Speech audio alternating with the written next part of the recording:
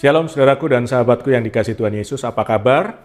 Sehat selalu, dilindungi Tuhan, diberkati Tuhan, dan senang sekali saya, Pastor Victor Cornelis, berjumpa bersama dengan saudara semua malam hari ini melalui program tayangan PPKM, Pujian Penyembahan Kesembuhan Mujizat Tuhan.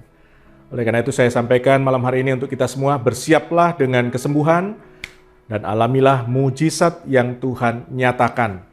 Dia Tuhan yang hidup, Dia Tuhan yang nyata, Dia akan mengerjakan keajaiban di dalam kehidupan setiap kita. Percaya, katakan amin. Bersama-sama kita akan memuji, kita akan menyembah Tuhan, kita akan menaikkan pujian, pengagungan dengan segenap hati kita, dan kita ingin merasakan jamahan Tuhan, hadirat Tuhan memenuhi kehidupan kita, Roh Kudus melawat kita, kehadiran Tuhan yang membawa kesembuhan, kehadiran Tuhan yang membawa mujizat, keajaiban itu terjadi dalam kehidupan setiap kita. Mari bersama-sama naikkan pujian ini. Tuhan, Kau sempurna dalam rencana-Mu dan karya-Mu. Ku serahkan hidupku, murnikan dengan Roh-Mu.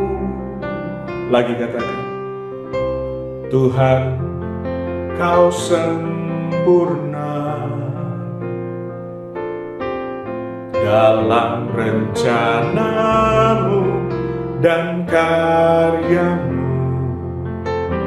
Ku serahkan hidupku, murnikan dengan Roh-Mu. Hidupku menggenapi firman-Mu, tanda mujizat sertai tiap langkahku. Kau bersamaku di dalamku, jadi bukti kebesaran-Mu. Hidupku menggenapi firman-Mu, tanda mujizat sertai tiap langkahku. Kau bersamaku di dalamku, jadi bukti kebesaran-Mu. Lagi katakan, hidupku menggenapi firman-Mu, tanda mujizat sertai tiap langkahku. Kau bersamaku di dalamku, jadi bukti kebesaran-Mu. Kau bersamaku, Kau bersamaku di dalamku, jadi bukti kebesaran-Mu. Kau bersamaku, Kau bersamaku di dalamku, jadi bukti kebesaran-Mu. Engkau besar, Engkau kuat, Engkau luar biasa. Kami menyembah-Mu, kami mengasihi-Mu. Engkau ajaib, Engkau hebat, Tuhan Yesus, Engkau hebat. Terima kasih Tuhan, terima kasih untuk kehebatan-Mu, terima kasih buat keajaiban-Mu. Engkau besar, Engkau mulia, Engkau agung, Engkau luar biasa, Engkau sangat-sangat luar biasa bagi kami. Terima kasih Tuhan, kami mengangkat tangan kami. Kami mau mengeluh-elukan Engkau, kami ingin mengatakan ini, sebab Engkau besar, sebab Kau besar, perbuatanmu ajaib, tiada seperti Engkau, tiada seperti Engkau, sebab Kau besar, perbuatanmu ajaib, tiada seperti Engkau, tiada seperti Engkau.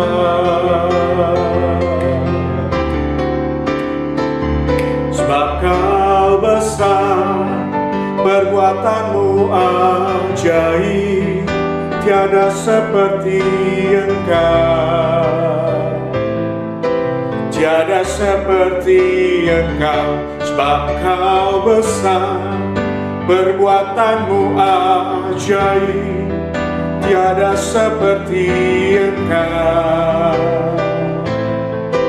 tiada seperti Engkau,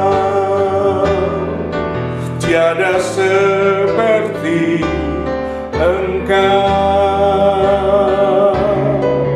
tiada seperti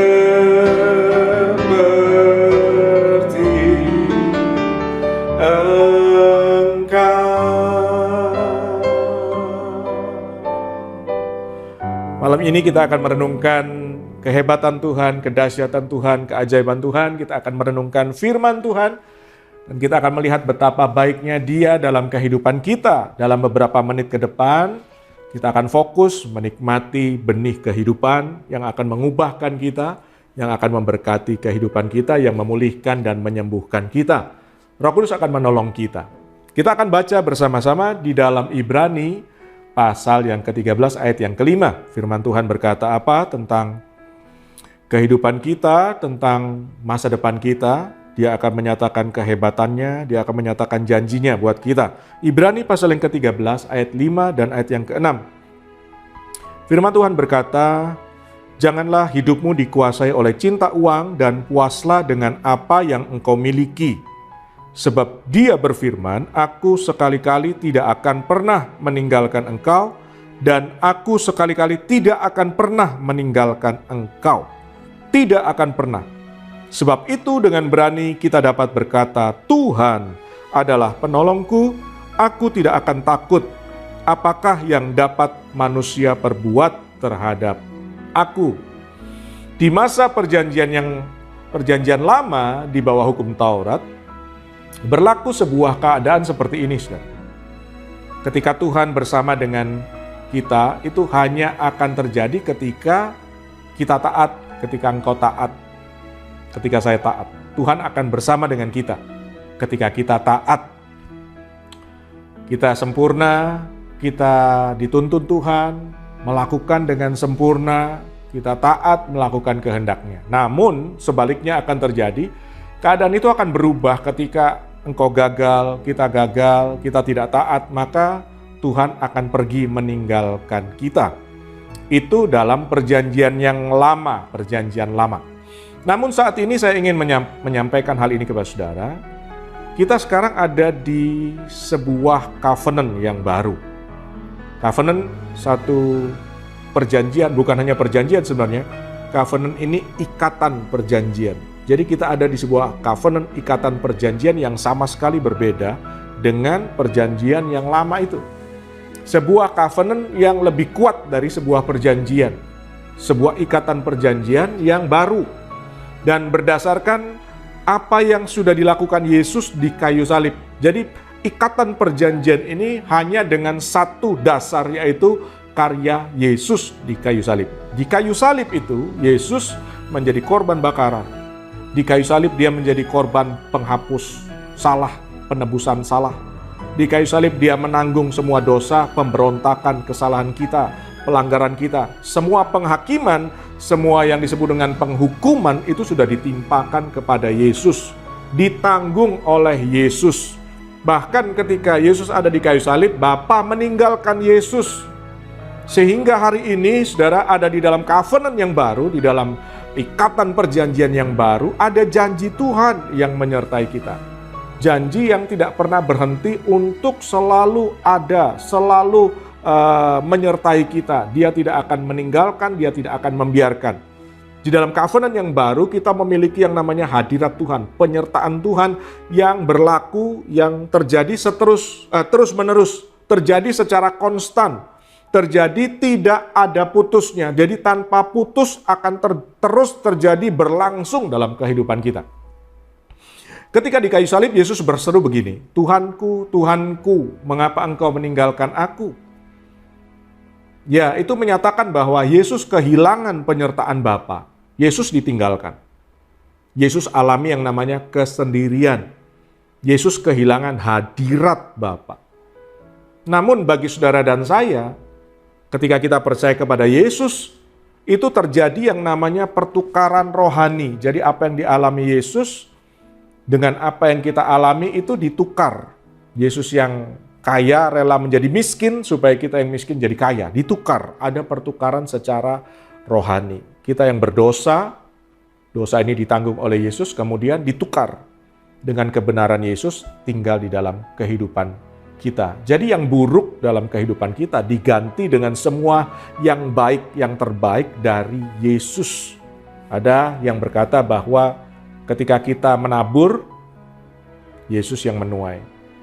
Kita menabur kesalahan, semua kesalahan kita itu dituai oleh Yesus. Dan ketika Yesus menabur yang baik, maka semua kebaikan Yesus itu kita yang menuai di dalam anugerahnya. Dan sekarang kita ada di dalam kebenaran ini. Kita tidak akan ditinggalkan lagi. Saudara dan saya tidak akan ditinggalkan lagi. Katakan bersama-sama dengan percaya, saya tidak akan ditinggalkan lagi. Kita menerima yang namanya penyertaan Tuhan. Kita menerima yang namanya hadirat Tuhan. Ini menjadi milik kita.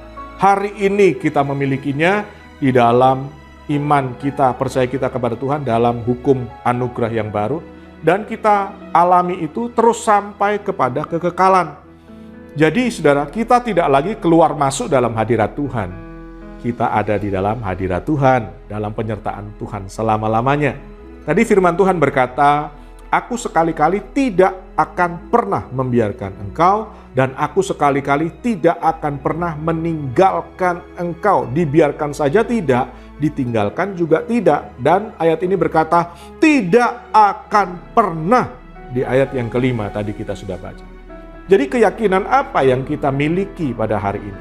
Apa yang membuat kita yakin tentang Tuhan pada hari ini? Dalam masa pandemi, dalam keadaan yang sulit, dalam keadaan yang sukar, semuanya jadi kacau balau, semuanya jadi berantakan, kehidupan ini jadi tidak menentu. Keyakinan apa yang saudara miliki? Keyakinan apa yang saya miliki? Yakin nggak kita sama Tuhan? Ketika Tuhan berfirman bahwa Dia tidak akan pernah meninggalkan kita, apakah saudara percaya itu? Apakah ini punya arti penting dalam kehidupan kita? Artinya apa ketika Tuhan berkata seperti itu? Saya ingin sampaikan hal ini kepada saudara. Maksudnya adalah begini, ketika engkau ada di keadaan di atas, dalam keadaan engkau mungkin diberkati, dalam keadaan yang baik, Dia Tuhan ada bersama-sama dengan engkau. Sebab Dia berkata tidak akan pernah meninggalkan, tidak akan pernah membiarkan. Ketika engkau berada di bawah, Dia juga tetap bersama dengan engkau. Kita ada di dalam hadirat Tuhan, kita dalam penyertaan Tuhan. Jadi ketika engkau sedang senang, engkau sedang diberkati oleh Tuhan, Dia bersama denganmu. Namun ketika engkau sedang susah, sedang sedih, mungkin engkau kehilangan banyak orang-orang yang engkau cintai, engkau kehilangan banyak hal, engkau kehilangan banyak keuanganmu, engkau mengalami sesuatu yang tidak terkendali dalam kehidupanmu, Dia tetap bersama dengan engkau. Ketika engkau taat melakukan tuntunan Tuhan, engkau melakukan kebenaran-kebenaran, engkau hidup melakukan perbuatan-perbuatan baik, hal-hal yang benar, Dia bersama denganmu. Dia bersama dengan engkau. Bahkan ketika engkau gagal untuk mentaati, gagal untuk melakukan yang baik, gagal untuk melakukan firman Tuhan, saya mau katakan Dia tetap bersama denganmu. Dia masih bersama dengan engkau. Dia tidak akan membiarkanmu, dia tidak akan meninggalkanmu. Itu yang dia katakan kepada kita. Tidak pernah. Itu yang Tuhan ucapkan, yang Tuhan firmankan, dan kita sudah baca tadi. Dalam terjemahan yang lain, dalam Amplified Bible, dikatakan ayat ini seperti ini.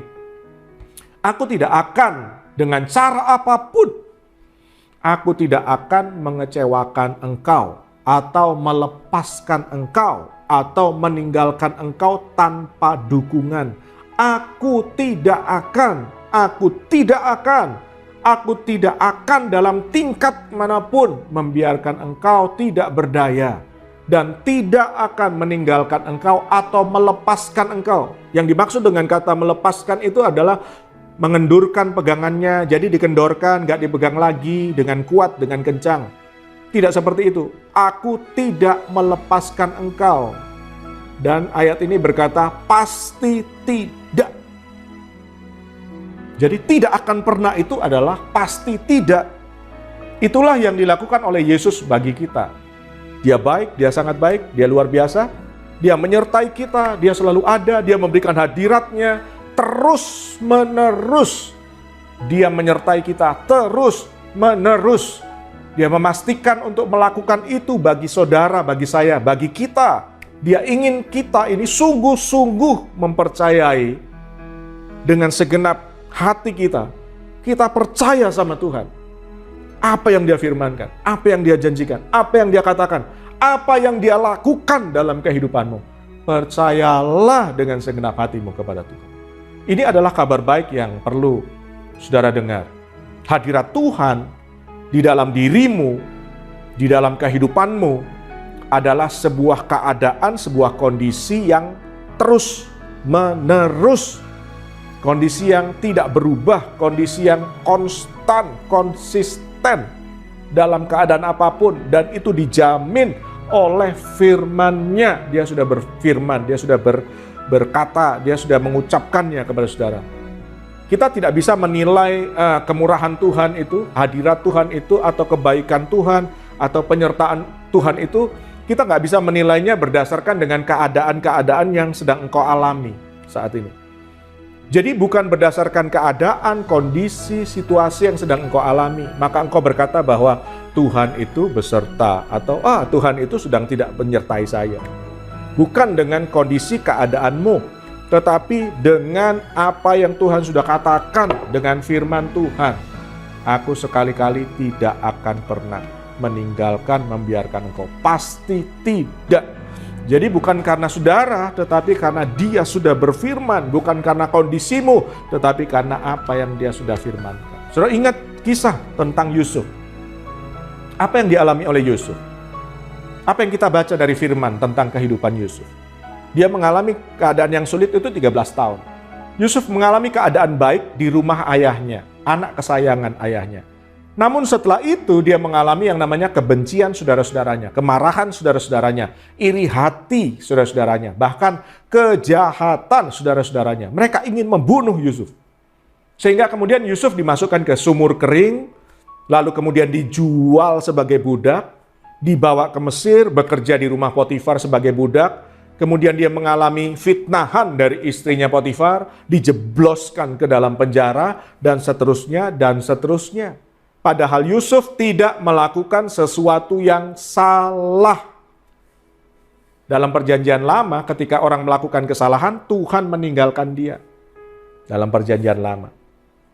Ketika dia melakukan yang benar, yang baik, Tuhan menyertai dia. Yusuf tidak melakukan yang salah. Dia tetap ada di dalam koridor karena dia menerima mimpi dari Tuhan. Nah, mengapa Tuhan seakan-akan, saya ulang lagi, seakan-akan tidak ada buat Yusuf? Seakan-akan meninggalkan Yusuf. Kemana Tuhan?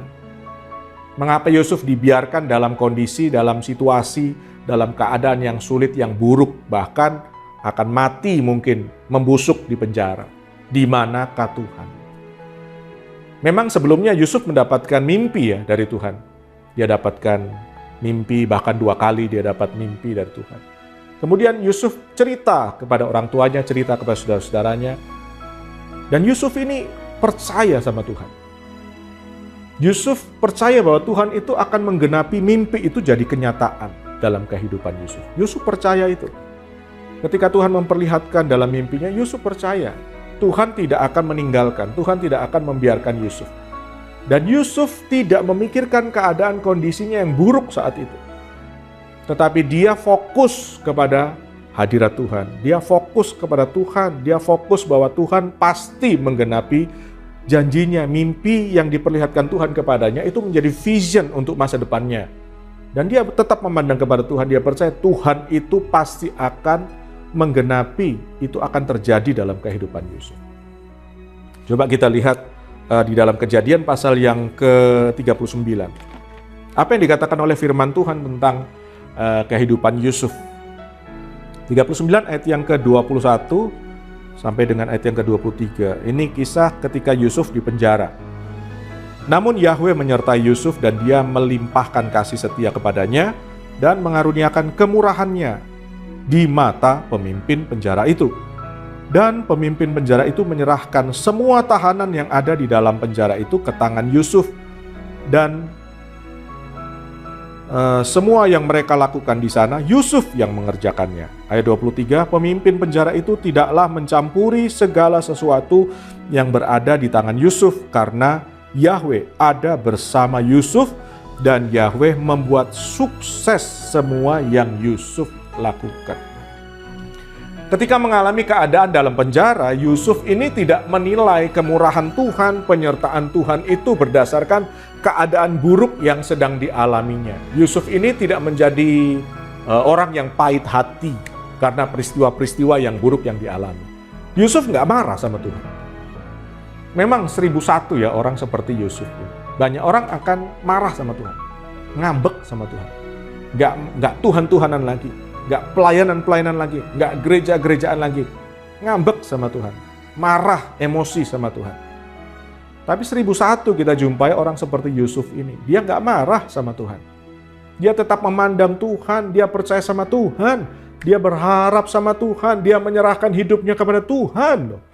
Dia tetap percaya bahwa Tuhan itu sanggup menggenapi mimpinya, janjinya. Itu jadi kenyataan. Yusuf itu percaya bahwa setiap keberhasilan yang dia lakukan di dalam penyertaan Tuhan, itu dibungkus dengan yang namanya kemurahan Tuhan, dibungkus dengan yang namanya hadirat Tuhan. Yusuf bisa berhasil karena ada hadirat Tuhan, ada penyertaan Tuhan. Yusuf percaya dia berhasil karena ada Tuhan. Dia bisa melewati semuanya, bahkan sampai kepada tujuan itu hanya karena Tuhan. Dan berulang kali ditulis dalam Bible, Yahweh menyertai, Yahweh bersama dengan Yusuf, Yahweh membuat sukses.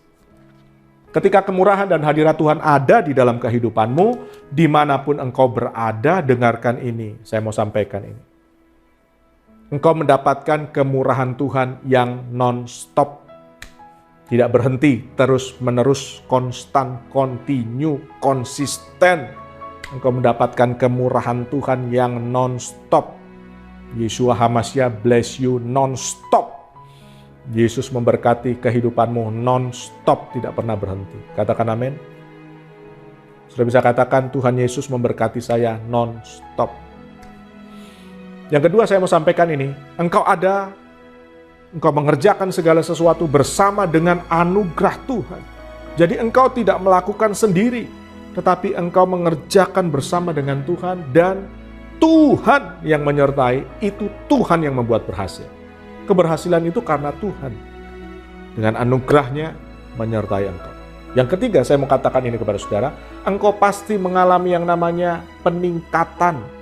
Engkau akan mengalami yang namanya promosi melebihi harapan-harapanmu. Saya ingin menyampaikan ini, dosa itu, ketika orang hidup di dalam dosa, dosa itu menarik dia turun, hidupnya semakin turun. Gagal, sulit, hancur, bangkrut, terus turun sampai apa? Paling bawah adalah maut, paling bawah adalah kematian, kebinasaan kekal. Tetapi Tuhan itu yang menarik kita dari lumpur dosa, ditarik sama Tuhan, diangkat lagi sama Tuhan, dibawa dalam kemuliaan Tuhan. dibawa dalam anugerah Tuhan, dibawa dari tempat yang paling bawah, kita dibawa naik dalam kemuliaan Tuhan. Sehingga Tuhan akan memberikan yang namanya promosi, Tuhan akan memberikan yang namanya peningkatan di dalam kehidupanmu.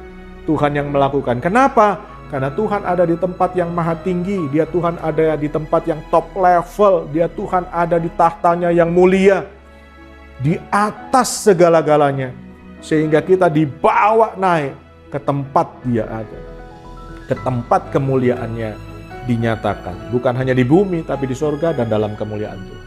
Saya ingin saudara memahami tentang kemurahan Tuhan yang konstan, yang konsisten, yang tidak pernah berubah. Yesus itu tidak pernah berubah. Kemarin, hari ini, selama-lamanya. Katakan amin. Jadi kemurahannya dalam kehidupanmu juga tidak pernah berubah selama-lamanya. Kemurahan Tuhan itu memiliki satu pola. Kita hidup ini punya pola kan? Saudara punya pola makan, sudah punya pola kerja, sudah punya pola hidup, sudah punya pola yang akan dilakukan berulang-ulang. Untuk apa? Untuk menjaga supaya engkau tetap ada di dalam pemeliharaan. Satu pola. Nah, Tuhan juga, kemurahan Tuhan ini mempunyai sebuah pola untuk menjaga saudara secara konsisten. Tuhan punya pola untuk menjaga saudara secara konstan, terus-menerus. Sampai kapan? Sampai kehendak Tuhan, sampai rencana Tuhan, sampai tujuan Tuhan tercapai di dalam kehidupanmu. Jadi kita tidak akan meninggal sampai rencana Tuhan itu digenapi dalam kehidupan kita. Katakan amin. Katakan amin. Yusuf ini kita lihat dia itu dari anak kesayangan kemudian menjadi budak. Dari anak kesayangan menjadi orang tahanan, narapidana.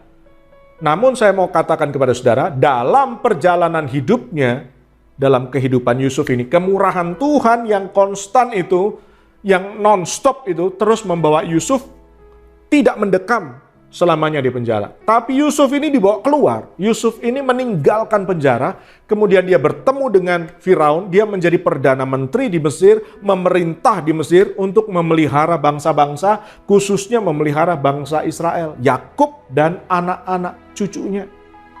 Yang pada saat itu bumi sedang mengalami yang namanya bencana kelaparan. Jadi tidak menjadi soal apakah dia seorang budak, tidak jadi soal kalau apakah dia itu seorang tahanan penjara, tidak jadi soal apakah kondisimu, keadaanmu, tidak menjadi soal berapa umurmu, tidak jadi soal bagaimana situasi yang paling sulit yang sedang engkau alami saat ini, nggak jadi soal dengan itu. Hal yang sama yang akan berlaku dalam kehidupan kita adalah ketika kemurahan Tuhan ada atas kehidupanmu, maka engkau dibawa Tuhan untuk naik ke puncak. Engkau dibawa Tuhan sampai rencana Tuhan itu digenapi dalam kehidupanmu. Dia memberikan hari depan. Dia memberikan pengharapan yang sungguh-sungguh akan terjadi dalam kehidupanmu. Sesuai dengan janjinya. Dia bukan manusia sehingga dia bohong. Dia Tuhan yang menggenapi janjinya. Jadi jangan putus asa atas keadaanmu saat ini. Mungkin memang sekarang kau merasakan gelap di sekelilingmu, nggak ada jalan, buntu semuanya, tertutup semuanya semakin buruk mungkin engkau melihatnya, semakin nggak ada harapan. Mungkin berkata, Pastor sudah habis semuanya, Pastor sudah habis, sudah bangkrut, sudah nggak bisa apa-apa. Saya ingin mengingatkan firman-Nya kepada saudara. Yesus berkata, Yesus berfirman kepadamu, aku sekali-kali tidak akan meninggalkanmu. Yesus berkata kepadamu malam hari ini, aku sekali-kali tidak akan membiarkanmu. Tidak akan pernah. Pasti tidak akan meninggalkan. Ini adalah janji Tuhan buat kita. Dan saya percaya Tuhan yang mengatakan begini adalah Tuhan yang menggenapi janjinya. Dia ingin berkata kepadamu malam hari ini, jangan menyerah. Anakku, jangan menyerah. Ini belum berakhir. Masih ada jalan Tuhan, masih ada pertolongan Tuhan. Ketika Yusuf mengalami kesempatan, dia alami promosi, justru pada saat dia ada di tempat yang terendah. Dia ada di tempat, di posisi yang paling bawah. Dia ada di dalam penjara. Dia menjadi tahanan seumur hidupnya. Dia mendekam di tempat yang tidak pernah dia bayangkan. Dia mendapatkan mimpi, tapi kemudian berakhir di penjara. Apakah demikian? Apakah sudah selesai? Mungkin Yusuf pada waktu itu berpikir, ya seumur hidup dia ada di dalam penjara. Ya mungkin dia akan mati di dalam penjara. Mungkin dia akan sendiri di situ. Nggak ada lagi yang mengingatnya. Dia akan mengalami yang namanya keputusasaan, penderitaan. Namun kita melihat, masih ada Tuhan. Masih ada Tuhan yang membawa dia keluar dari penjara. Masih ada Tuhan yang membawanya bertemu dengan Firaun. Masih ada Tuhan yang memberikan kekuasaan untuk mengatur, memelihara Mesir. Karena Firaun melihat ada Yahweh, ada Tuhan yang menyertai Yusuf. Ada Tuhan yang mengatur kehidupan Yusuf. Ada Tuhan yang memelihara kehidupan Yusuf. Ada Tuhan yang tidak pernah berhenti untuk menyertai Yusuf. Saya ingin sampaikan kabar baik ini kepada saudara. Jangan menyerah. Jangan putus asa. Tetap percaya kemurahan Tuhan. Kemurahan Tuhan itu konsisten, non-stop, tidak pernah berhenti. Konstan, terus-menerus, tidak akan pernah berubah. Ketika Tuhan berjanji, dia pasti menggenapinya. Ketika Tuhan berfirman, dua hal yang terjadi. Kita tahu bahwa anugerah itu datang dari Tuhan, dan kita percaya kuasa Tuhan sedang bekerja ketika kita mendengarkan firman-Nya. Kemurahan Tuhan itu yang akan menjaga kehidupan kita. Sama seperti Yusuf dijaga di dalam rencananya. Sama seperti Yusuf dibungkus di dalam kehendak Tuhan, dalam kemurahannya. Kemurahan Tuhan itu akan menjaga kita, akan memelihara kita, bahkan membawa kita sampai kepada tujuan Tuhan. Digenapi di dalam kehidupan kita. Katakan amin. Saya akan berdoa untuk saudara, tapi sebelumnya kita akan memuji Tuhan. Kita ucapkan lagi, kita nyanyikan lagi pujian. Hidup kita ini menggenapi firman Tuhan. Ada tanda mujizat yang menyertai langkah-langkah kita. Hidupku menggenapi firman-Mu. Tanda mujizat sertai tiap langkahku. Kau bersama di dalam, jadi bukti kebesaran. Lagi dengan iman katakan, hidupku menggenapi firman-Mu. Tanda mujizat sertai tiap langkahku. Kau bersamaku di dalamku, jadi bukti kebesaran. Kau bersamaku, kau bersama di dalamku, jadi bukti kebesaran-Mu. Lagi katakan, kau bersamaku, kau bersamaku di dalamku, jadi bukti kebesaran-Mu. Mari kita berdoa, angkat tanganmu. Roh Kudus tolong kami, kemurahan-Mu selalu ada atas kehidupan kami Tuhan. Engkau bukan Tuhan yang membiarkan, Engkau bukan Tuhan yang meninggalkan kami, Engkau selalu ada bagi kami.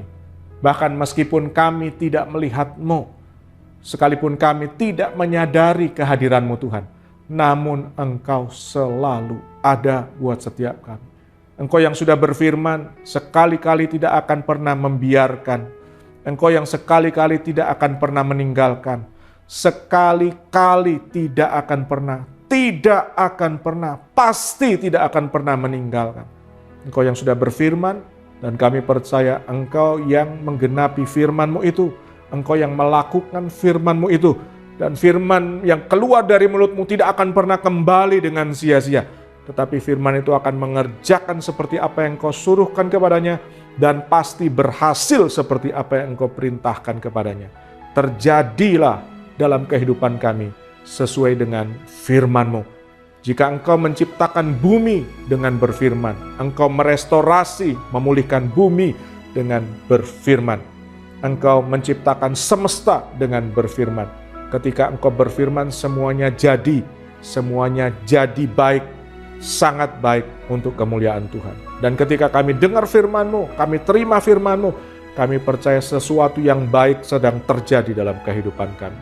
Dari yang buruk jadi baik, yang baik menjadi semakin baik, menjadi sangat baik, menjadi yang terbaik untuk kemuliaan Tuhan. Aku berdoa buat setiap tangan yang terangkat, setiap anak-anak-Mu yang menyaksikan tayangan ini, Tuhan, kemurahan Tuhan tidak pernah berhenti buat mereka. Anugerah Tuhan tidak pernah berhenti buat mereka.